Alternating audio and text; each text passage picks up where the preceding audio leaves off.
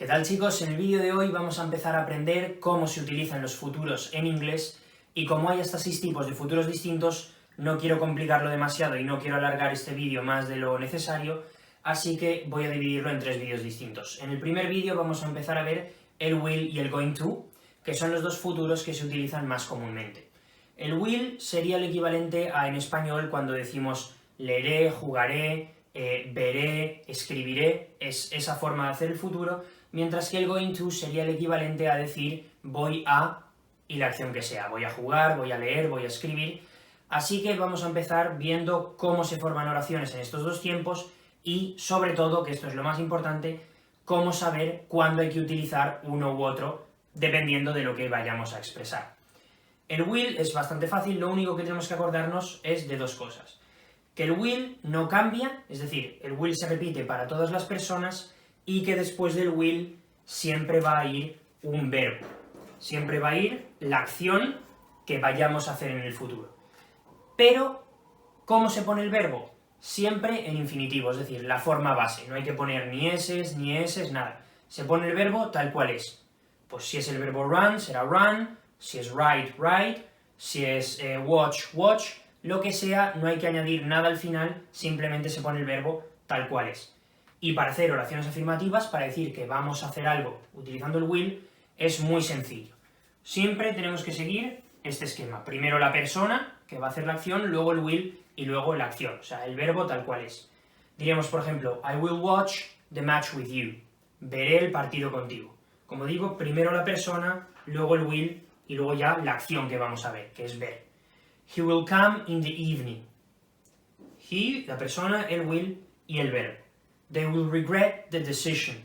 Ellos se arrepentirán de la decisión, ¿no?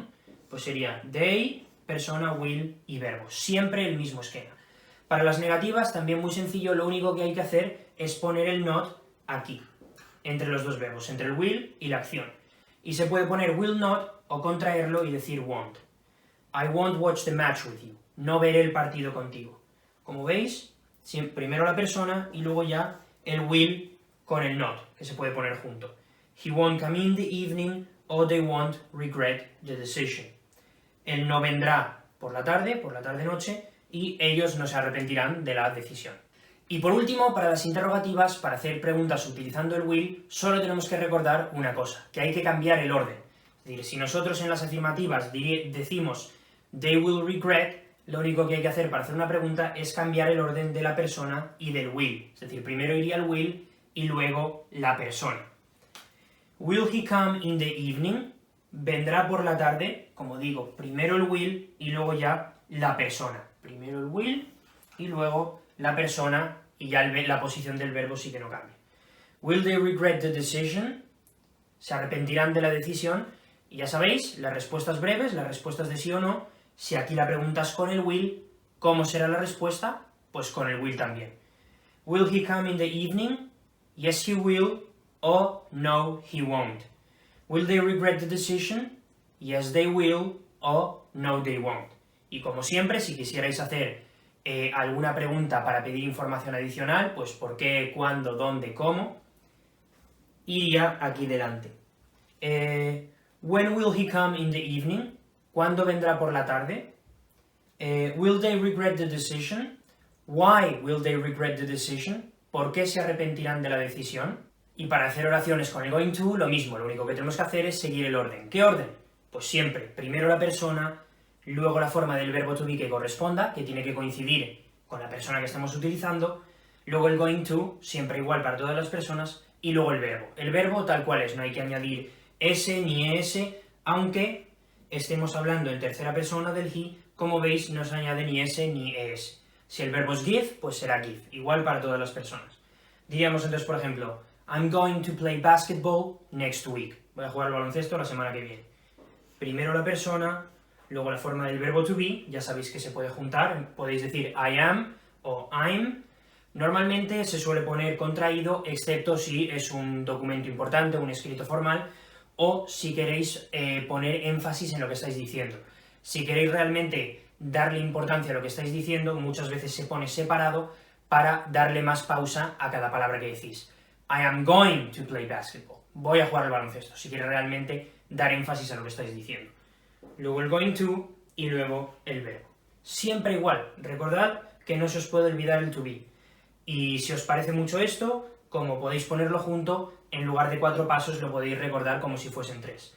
I'm going to play. I'm going to travel. I'm going to read. Lo que sea, pero siempre respetando el orden. You're going to learn.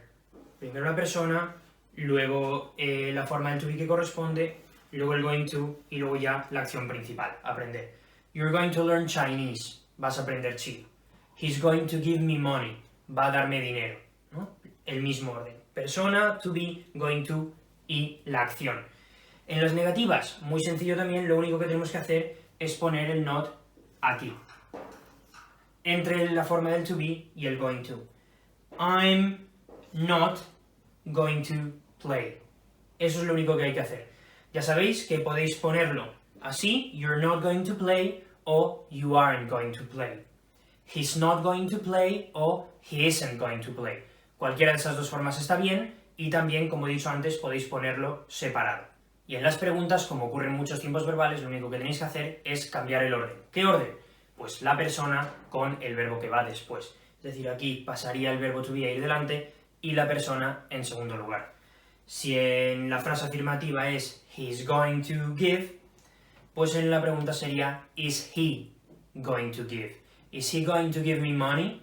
Yes he is, o no he isn't. Primero el to be y luego la persona. Otro ejemplo. Are you going to learn Chinese? ¿Vas a aprender chino? Y aquí la respuesta sería yes I am o no I'm not. Es decir, las respuestas breves, como la pregunta es con el to be, pues la respuesta breve también será con el to be. Aquí, is he going to give? Pues yes he is o no he isn't. Entonces aquí, ¿por qué cambia? Si yo pregunto, are you going to learn Chinese? ¿Por qué la respuesta es yes I am o no I'm not? Porque si yo hago una pregunta directamente a alguien, si yo te pregunto a ti directamente, tu respuesta va a ser sobre ti mismo. Are you going to learn Chinese? ¿Vas a aprender chino? Yes I am o no I'm not. Sí, sí que voy a aprender o no, no voy a aprender. Es decir, pasaríamos del you en la pregunta a un I. Yo te pregunto a ti y tú respondes sobre ti mismo. Entonces el are cambiará y pasará a ser I am. Y recordad que al igual que ocurre en el will, esto es únicamente para obtener respuestas sencillas, respuestas de sí o no. Si quisiéramos pedir información adicional para obtener información, respuestas más complejas, para saber cuándo, dónde, cómo, por qué, por ejemplo, lo único que tendríamos que hacer sería ponerlo al principio de la pregunta, como ocurre siempre. Diríamos entonces, por ejemplo, Why are you going to learn Chinese? ¿Por qué vas a aprender chino? When is he going to give me money? ¿Cuándo va a darme dinero? Entonces, ¿para qué utilizamos estos tiempos verbales? El will lo vamos a utilizar en primer lugar para hablar de decisiones espontáneas, es decir, para hablar de decisiones que tomamos en el momento, que no teníamos planeadas. Si en una conversación, por ejemplo, nos dicen I don't have any money, y nosotros decimos Don't worry, I will lend you some. Nos dicen no tengo dinero, no te preocupes, yo te presto. Estoy diciendo que yo le presto simplemente porque él me está diciendo que no tiene dinero. Es algo que decido en ese momento. No es algo que tuviera decidido de antes. Yo no pensaba prestarle dinero hasta que él me dijo que no tenía. En segundo lugar, lo vamos a utilizar para prometerle algo a alguien o para ofrecernos hacer algo por esa persona. Si, por ejemplo, le decimos Don't call a taxi, I will take you to the airport. No llames a un taxi, que yo te llevo al aeropuerto. Nos estamos ofreciendo hacer algo por él.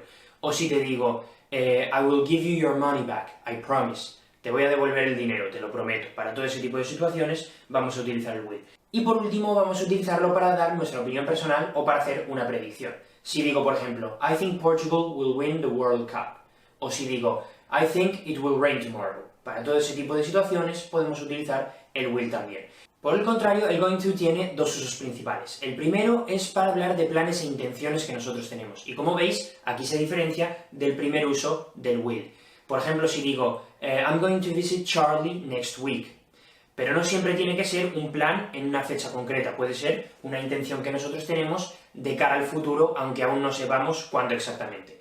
I'm going to buy a new car when I have enough savings. Voy a comprarme un coche nuevo cuando tenga suficientes ahorros. No sabemos exactamente cuándo va a ser eso, pero es un plan que nosotros tenemos de cara al futuro.